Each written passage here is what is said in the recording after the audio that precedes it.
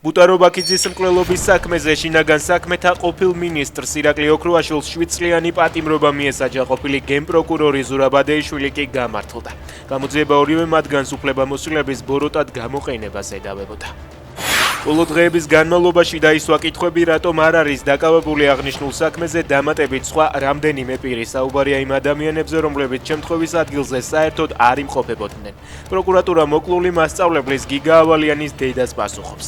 შვილმოკლული ქალი დამნაშავეების დასჯას მოითხოვს და ამბობს, რომ გამოძიება ბრალდებულებს ხელს აფარებს და საქმეს აყალბებს. თბილისის მერია 2026 წელს რუსთაველის გამზირის რეაბილიტაციას დაიწყებს. შევარჩევთ დროს, როცა ნაკლები დისკომფორტი იქნება ჩვენი თანამოქალაქეებისთვის, თქვა გიორგი ტყემალაძე. მისი თქმით, პროექტი 4 თვის ვადაში განხორციელდება.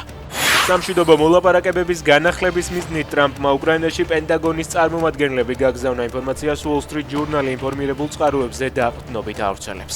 არმიის გენერლები რუს ოფიციალურ პირებთან შეხვედრასაც გეგმავენ.